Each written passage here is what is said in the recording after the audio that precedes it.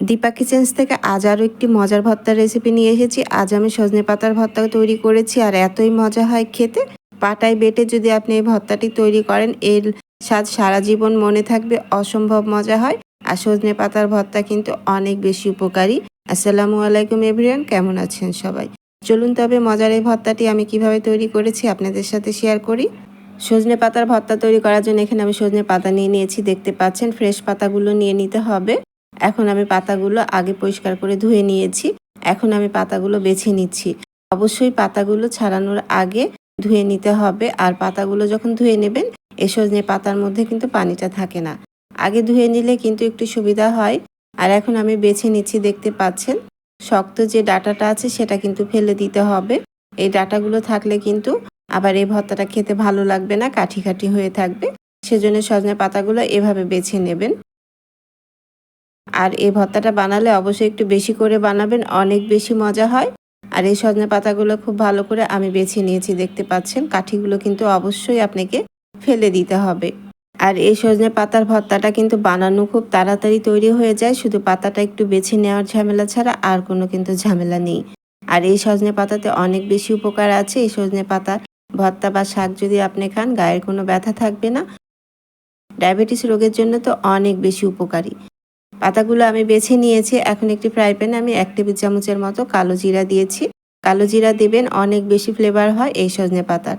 মাত্র 2-3 সেকেন্ডের মতো ভেজে নিতে হবে, খুব বেশি ভাজা যাবে না, তাহলে কিন্তু তিতো লাগবে। আর এখানে আমি 2টা শুকনা মরিচ ভেজে নিচ্ছি। ঝালটা আপনাদের পছন্দ মতো দিয়ে নেবেন। যেহেতু সজনে পাতা অনেক অল্প হয়ে যায়, সেজন্য ঝালটা কিন্তু একটু বুঝে দিতে হবে। শুকনা মরিচগুলো আমি ভেজে নিয়েছি। এখন 2 টেবিল চামচের মতো সরিষার তেল দিয়ে দিলাম। একটি দেশি রসুন আমি দিয়ে দিয়েছি খোসা ছাড়িয়ে, আর 4টি কাঁচামরিচ দিয়েছি। ঝালটা আপনাদের পছন্দ মতো দিয়ে নেবেন। আর এখানে দিয়ে দিয়েছি 3 টেবিল চামচের মতো পেঁয়াজ কুচি, মানে 2টা বড় সাইজের পেঁয়াজ কুচি দিয়েছি। এখন হালকা একটু নরম করে নিচ্ছি আমি। বাদামি করে ভাজা যাবে না, পেঁয়াজটা একটু নরম করে নেবেন। আর আপনারা চাইলে কাঁচা পেঁয়াজ দিয়ে ভর্তাটা তৈরি করতে পারেন, তবে যদি এভাবে পেঁয়াজটা একটু নরম করে নেন, ভর্তাটা কিন্তু অনেকক্ষণ ভালো থাকবে, নষ্ট হবে না, আবার খেতেও কিন্তু অনেক ফ্লেভারফুল হয়। দেখতে পাচ্ছেন পেঁয়াজগুলো নরম হয়ে গেছে আর কাঁচামরিচ রসুন সবকিছু সেদ্ধ হয়ে গেছে। এখন আমি উঠিয়ে নিচ্ছি। এখন আমি ওই একই ফ্রাই প্যানে আরও 1 টেবিল চামচের মতো সরিষার তেল দিয়েছি। আপনি চাইলে এখানে রেগুলার রান্নার তেলটাও ব্যবহার করতে পারেন, তবে ভর্তা মানেই কিন্তু সরিষার তেল। চুলার আঁচটা কিছুটা বাড়িয়ে দিয়ে এখন আগে থেকে বেছে রাখা সজনা পাতাগুলো দিয়ে দিয়েছি। আর এখানে কিন্তু কোনো রকম পানি দেওয়া যাবে না। সামান্য পরিমাণ লবণ দিয়ে নেড়েচেড়ে ভেজে নিতে হবে পাতাটা। শাকটা একটু ভাজি করে নিতে হবে। তবে এখানে কোনো রকম পানি ব্যবহার করা যাবে না, আর ঢেকে দেওয়ারও প্রয়োজন নাই। এভাবে চুলার আঁচটা মিডিয়াম করে রেখে এভাবে নেড়েচেড়ে ভেজে নিতে হবে। দেখতেই পাচ্ছেন মাত্র 5 মিনিট কিন্তু আমি এভাবে ভেজে নিয়েছি। শাকটা কিন্তু অনেকটাই কমে এসেছে। এই সজনে পাতাগুলো কিন্তু অনেকটাই কমে যায়। এভাবে নেড়েচেড়ে আমি ভেজে নিয়েছি। খুব শক্ত করে কিন্তু আবার ভাজা যাবে না, তখন কিন্তু ভর্তাটা খেতে ভালো লাগবে না। এখন আমি নামিয়ে নিচ্ছি। মাত্র 5 মিনিট ভেজে নিলেই হয়ে গেছে। ভর্তাটা এখন আমি পাটায় বেটে নিচ্ছি, দেখতে পাচ্ছেন। প্রথমে কালো জিরা আর শুকনো মরিচটা বেটে নিতে হবে, যেহেতু কালো জিরাটা একটু শক্ত থাকে। এভাবে আমি সম্পূর্ণ ভর্তাটা কিন্তু পাটায় বেটে নিচ্ছি। আপনারা চাইলে ব্লেন্ডারেও ভর্তাটা তৈরি করে নিতে পারেন, তবে পাটায় বেটে সবকিছু ভর্তায় কিন্তু অনেক বেশি টেস্টি হয়। সজনে পাতাটা যদি একটু ভালো করে ভেজে নেন, তাহলে ভর্তাটা পাটাতে বেটে নিলে কিন্তু খুব তাড়াতাড়ি তৈরি হয়ে যাবে। এখন আমি পেঁয়াজ রসুনগুলো বেটে নিয়েছি, দেখতেই পাচ্ছেন। আর খুব বেশি মিহি করে বেটে নেওয়ারও প্রয়োজন নাই, একটু গোটা গোটা থাকলেই এই ভর্তাটা খেতে ভালো লাগে। এখন আমি আগে থেকে ভেজে রাখা সজনে পাতাগুলো বেটে নিচ্ছি। আপনি চাইলে ভর্তাটা ব্লেন্ডারেও তৈরি করে নিতে পারেন, আর খুব সহজেই কিন্তু বেটে নেওয়া যাবে, যেহেতু আমি পাতাটা ভাজি করে নিয়েছি। তবে খেয়াল রাখবেন পাতাটা যেন খুব মুচমুচে না হয়ে যায়, তাহলে এই সজনে পাতার ভর্তার যে একটা টেস্ট আছে সেটা থাকবে না। আর সজনে পাতার ভর্তার মধ্যে আপনি কালো জিরাটা দিবেন, অনেক বেশি ঘ্রাণ আসে আর খেতে কিন্তু অনেক বেশি মজা হয়। ছোট থেকেই কিন্তু আমরা এভাবেই সজনে পাতার ভর্তাটা খেয়েছি।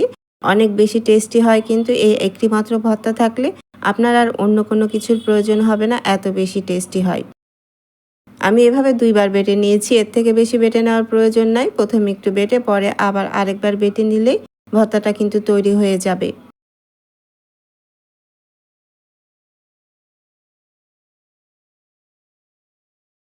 ভর্তাটা কিন্তু তৈরি হয়ে গেছে। আর আগে আমি কিন্তু পাতাটা ভাজা করার সময় কিছুটা লবণ দিয়েছিলাম, সেজন্য লবণটা অবশ্যই আপনাদের টেস্ট অনুযায়ী দিয়ে নেবেন। আর এখানে সামান্য পরিমাণ লবণ দিয়েছি, আরও কিছুটা সরিষার তেল দিয়ে দিচ্ছি। এখানে চাইলে কিন্তু আপনি খুব চিকন করে কাঁচা পেঁয়াজটা কুচি দিতে পারেন, তাহলে কিন্তু অনেক বেশি ভালো লাগে এই ভর্তাটা খেতে। আজ আমি কাঁচা পেঁয়াজটা ব্যবহার করছি না। লবণ আর সরিষার তেল দিয়ে কিন্তু ভর্তাটা আমি খুব ভালো করে মাখিয়ে নিয়েছি, দেখতেই পাচ্ছেন নিশ্চয়ই। আর ভর্তাটা কিন্তু তৈরি হয়ে গেছে, অনেক বেশি টেস্টি হয়েছে এই ভর্তাটি। আর বানালে অবশ্যই একটু বেশি করে বানাবেন, এতটাই মজা হয় সজনে পাতার ভর্তা। আর পাটায় মুছে ভাত খাওয়ার মজাই তো অনেক বেশি। অন্য কোনো শাকের ভর্তার থেকে কিন্তু সজনে পাতার ভর্তার বেশি কিন্তু মজা হয় খেতে। বাসায় ট্রাই করলেই বুঝতে পারবেন যে সজনে পাতার ভর্তা এত মজা হয়, তখন কিন্তু আর অন্য কোনো শাকের ভর্তা খাবেন না, এই সজনে পাতার ভর্তাটাই আপনারা খেয়ে নেবেন। এতই বেশি টেস্টি হয় ভর্তাটা খেতে। তৈরি হয়ে গেছে মজাদার সজনে পাতার ভর্তা। যাদের ডায়াবেটিস আছে তারা কিন্তু এই সজনে পাতাটা খেতে পারেন। এই সজনে পাতার শাক ভর্তা অনেক বেশি উপকার করে ডায়াবেটিস কন্ট্রোল করার জন্য। আর যাদের গায়ের ব্যথা আছে তারাও কিন্তু এই উপকারী ভর্তাটা খেতে পারেন। আশা করছি আজকে আমার সজনে পাতার ভর্তা রেসিপিটি আপনাদের ভালো লেগেছে। রেসিপিটি ভালো লাগলে আমার ইউটিউব চ্যানেলটি সাবস্ক্রাইব করে দেবেন। আর যারা ফেসবুক পেজ থেকে দেখছেন তারা অবশ্যই আমার ফেসবুক পেজটি ফলো দিয়ে রাখবেন ও একটি লাইক কমেন্ট শেয়ার করে দেবেন। আজ বিদায় নিয়ে নিচ্ছি, চলে আসবো আবারও অন্য কোনো নতুন সহজ রেসিপি নিয়ে। ভালো থাকবেন সবাই, আল্লাহ হাফিজ।